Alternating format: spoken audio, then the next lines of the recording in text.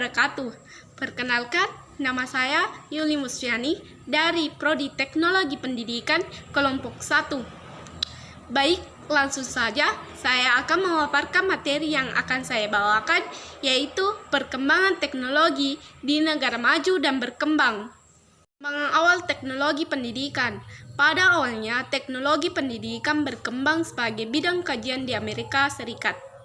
Meskipun demikian, menurut beberapa penulis, Amerika Serikat diakui bahwa para pendahulu atau nenek moyang teknologi pendidikan kebanyakan berasal dari luar Amerika Serikat. Gerakan untuk mengembangkan teknologi pendidikan sebagai bidang kajian di Amerika Serikat dimotori oleh James Devine pada tahun 1915 sampai 1969. Seorang guru besar tetap dalam bidang pendidikan di University of Southern California, dan Devine dianggap sebagai bapak teknologi pendidikan. Selanjutnya, perkembangan awal teknologi pendidikan di Indonesia. Perkembangan teknologi pendidikan di Indonesia boleh dikatakan mengikuti perkembangan yang ada di Amerika Serikat. Seperti halnya yang terjadi di Amerika Serikat, perkembangan tersebut dapat dikatakan dimulai dengan digunakannya media atau alat peraga untuk menunjang kegiatan pembelajaran. Bedanya adalah di Amerika dengan demokrasi liberalnya memungkinkan tumbuhnya pemikiran dan tindakan oleh masyarakat, maka di Indonesia dengan demokrasi terpimpinnya mengharuskan restu pemerintah untuk mengembangkan pemikiran dan kegiatan pada kebijakan yang berskala nasional.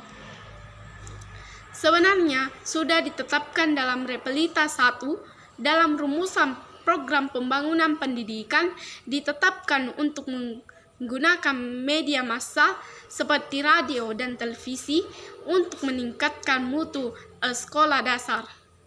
Selanjutnya, faktor-faktor yang mempengaruhi masalah pendidikan, yaitu masalah yang paling mendasar yang memengaruhi masalah pendidikan adalah masalah lulusan satuan pendidikan atau sekolah, khususnya pendidikan dasar dan menengah.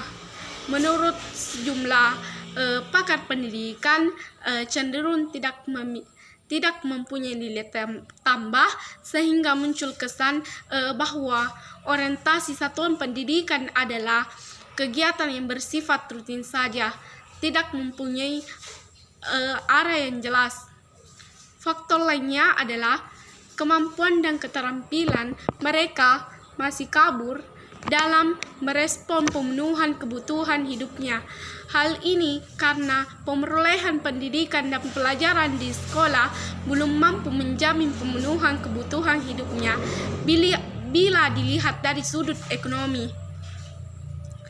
Lebih spesifiknya, Hasbullah dalam konteks otonomi pendidikan mengungkapkan bahwa faktor-faktor yang mengaruhi masalah pendidikan adalah 1. Masalah kurikulum, 2.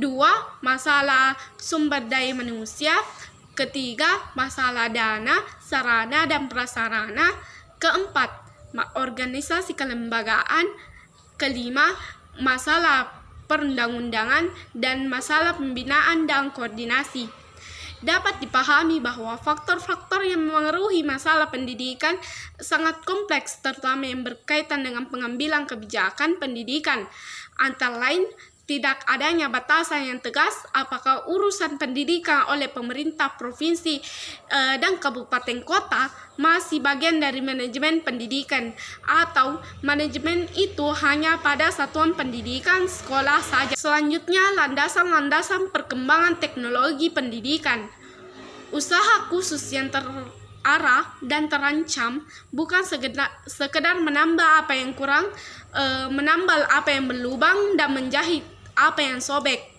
Menurut Banati, bukan hanya doing more of the same ataupun doing it better of the same, melainkan doing it differently untuk menjamin hasil yang diharapkan. Pendekatan yang berbeda itu adalah pendekatan yang memenuhi 3 syarat yaitu yang pertama pendekatan isomeritik, yaitu yang menggabungkan berbagai kajian atau bidang keilmuan, psikologis, komunikasi, ekonomi, manajemen, rekayasa, teknik, dan lain sebagainya ke dalam suatu kebulatan tersendiri. Kemudian kedua, pendekatan sistematik, yaitu dengan cara yang berurutan dan terarah dalam usaha memecahkan persoalan. Kemudian ketiga, pendekatan sinergistik, yaitu yang menjamin adanya nilai tambah dari keseluruhan kegiatan dibandingkan dengan bila kegiatan itu dijalankan sendiri-sendiri, dan sistematik, yaitu pengajian secara menyeluruh. Keseluruhan hal inilah yang merupakan landasan pembenaran atau landasan falsafah teknologi pendidikan sebagai suatu cabang pengetahuan. Namun setelah adanya pembenaran secara falsafah, perlu pula dilengkapi dengan pembenaran, yaitu yang dihasilkan oleh sejumlah kegiatan pengembangan, penelitian, dan penilaian guna menghasilkan teori, model, sistem, bukti, ilmiah, proklamasi, dan kebijakan.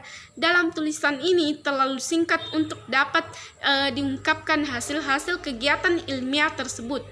Pemaparan materi dari saya, mohon maaf jika ada kesalahan kata. Wabillahi taufiq wal hidayah. Wassalamualaikum warahmatullahi wabarakatuh.